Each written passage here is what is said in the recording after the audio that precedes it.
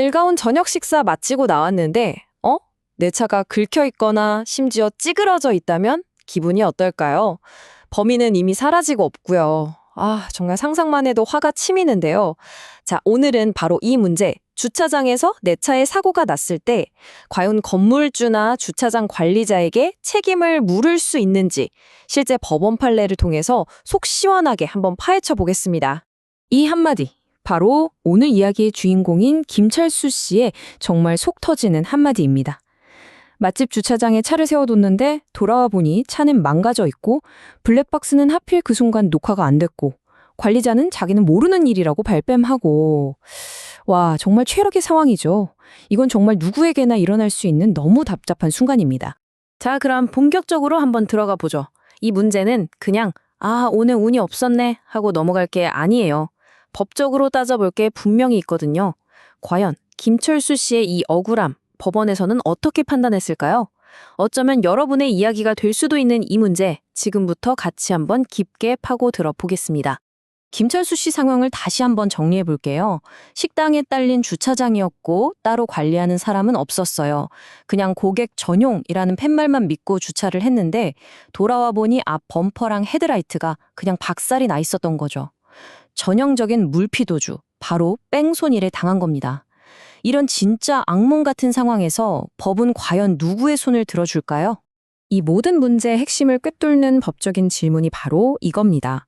주차장 주인이 내 차를 맡아서 보관해 준 걸까요? 아니면 그냥 주차할 땅만 빌려준 걸까요? 이 둘의 차이가 나중에 결과를 보면 아시겠지만 정말 하늘과 땅 차이를 만들어냅니다. 자, 이 표를 한번 보세요. 이게 진짜 흥미로운 지점인데요. 법률 용어로는 이걸 임치계약이 성립했느냐 아니냐의 문제라고 불러요. 왼쪽의 임치계약은 뭐냐면 내 차 좀 안전하게 잘 지켜주세요 라는 약속이 포함된 개념이에요. 그래서 관리자한테 내 차를 보호해야 할 의무, 어려운 말로 선량한 관리자의 주의 의무라는 게 생겨요. 반면에 오른쪽 토지 임대는 말 그대로 공간만 빌려주는 거라 그런 의무가 전혀 없죠. 법원은 바로 이 둘 중에 어디에 해당되는지를 아주 꼼꼼하게 따지는 겁니다. 가장 쉽게 구분하는 방법이 뭔지 아세요? 바로 차 키를 맡겼냐, 안 맡겼냐의 차이입니다. 그럼 지금부터 실제 법원 판결 사례 딱 3가지만 뜯어보면서 이 법적인 미스터리가 현실에서 어떻게 풀리는지 한번 살펴보겠습니다. 이 사례들을 보시면 이럴 땐 보상을 받을 수 있구나, 또 저럴 땐 힘들겠구나 하는 감이 확실하게 오실 겁니다. 첫 번째 시나리오는요, 바로 김철수 씨 케이스랑 거의 똑같은 상황입니다. 관리인도 없고 들어오고 나가는 차단기도 없는 그냥 뻥 뚫려 있는 무료 주차장. 우리 주변에서 가장 흔하게 볼 수 있는 형태죠. 대법원의 판단은 아주 명확했습니다. 결론부터 말하면 책임이 없다는 거예요. 왜냐하면 관리인도 없고 출입 통제도 안 하고 운전자가 직접 차 키를 가지고 있는 이런 상황이라면 주차장 주인이 내 차를 보관하고 감시할 의무까지 맡았다고 보기는 어렵다는 거죠. 즉 이런 곳은 단순히 공간만 빌려준 것으로 보기 때문에 차량 파손에 대한 책임을 묻기 어렵다는 결론입니다. 자, 그럼 상황을 한번 싹 바꿔볼까요? 이번엔 관리인이 딱 지키고 서 있고 주차 요금까지 내는 우리가 흔히 생각하는 제대로 관리되는 유료 주차장입니다. 여기서 사고가 나면 어떻게 될까요? 보세요. 결과가 180도 달라지죠? 법원은 관리인도 있고 돈도 받는 주차장에서 불이 나서 차가 완전히 타버린 사건에 대해서 운영자의 책임을 인정했습니다. 바로 아까 말씀드린 선량한 관리자의 주의 의무가 있다고 본 건데요. 쉽게 말해 돈을 받은 만큼 차량이 훼손되지 않도록 제대로 신경을 썼어야 한다는 뜻입니다. 이게 바로 임치계약의 힘이죠. 그런데 여기서 진짜 중요한 포인트가 하나 있습니다. 법원이 운영자 책임을 100% 전부 인정한 게 아니라 65%로 제한했다는 점이에요. 왜냐하면 불이 난 원인이 명확하지 않은 점이나 다른 여러 가지 요인들을 고려한 건데요. 이게 뭘 의미하냐면요. 설령 관리자 책임이 인정되더라도 모든 손해를 100%다 보상받는 건 아닐 수도 있다는 거. 이거 꼭 기억해 두셔야 합니다. 자, 마지막 시나리오는요. 바로 시간에 대한 문제입니다. 만약 식당 영업이 다 끝난 새벽 시간에 주차장에 세워둔 차에 사고가 났다면요?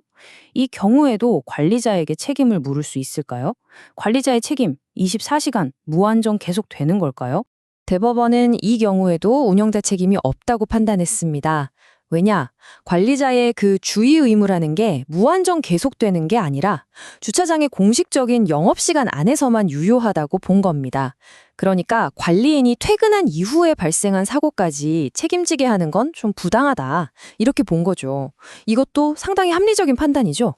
자, 이렇게 세 가지 판례를 쭉 훑어봤는데요. 슬슬 감이 오시죠?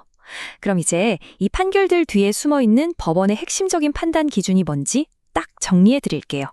이 기준만 알고 계시면 이제 어떤 주차장이 더 안전한지 스스로 판단하실 수 있게 될 겁니다.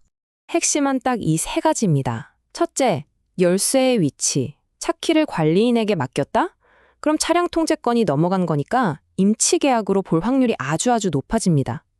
둘째, 형평성의 원칙. 공짜로 주차하게 해줬거나 영업시간이 끝났는데도 무한정 책임을 지우는 건 공평하지 않다는 거죠. 그리고 가장 중요한 세 번째, 입증 책임의 문제입니다. 이게 무슨 말이냐면 유료 주차장에서 사고가 나면 피해자인 내가 저 사람 잘못했어요 라고 증명할 필요가 없다는 거예요. 반대로 주차장 주인이 저는 잘못 없는데요? 이걸 스스로 증명해야만 책임을 피할 수 있습니다. 이거 엄청난 차이죠? 자, 그럼 이제 우리가 배운 걸 실전에서 써먹어야죠. 억울한 일을 당하지 않기 위해서 제가 아주 실용적인 꿀팁 5가지를 알려드릴게요. 여러분의 소중한 차를 지키는 일종의 방어 도구라고 생각하시면 됩니다. 첫째, 어떤 유형의 주차장인지 파악하고 이왕이면 관리인이 있는 유료 주차장을 이용하는 게 좋겠죠. 둘째, 주차할 때 CCTV가 내 차를 잘 비추고 있는지 사각지대는 아닌지 꼭 확인하세요. 셋째, 주차권이나 영수증, 특히 발림 맡겼을 때 주는 보관증은 계약의 강력한 증거니까 절대 버리지 마시고요. 넷째, 영업시간 지키는 건 기본 매너이자 내 차를 지키는 방법입니다. 그리고 마지막으로 제일 중요한 5번째, 차에 타기 전에 딱 10초만 투자해서 차 주위를 한 바퀴 쓱 둘러보는 10초 습관입니다. 일단 그 자리를 떠나고 나면 피해를 증명하는 게 정말 하늘의 별 따기거든요. 주차장 사고, 정말 남의 일이 아닙니다. 누구에게나 일어날 수 있죠. 하지만 오늘 우리가 함께 살펴본 것처럼 이 법적 책임의 원리를 알고 있으면 당황하지 않고 내 권리를 제대로 주장할 수 있습니다. 차에 타기 전 단 10초의 확인, 이 작은 습관 하나가 여러분의 소중한 재산을 지킬 수 있습니다. 오늘부터 한번 시작해 보시는 건 어떨까요?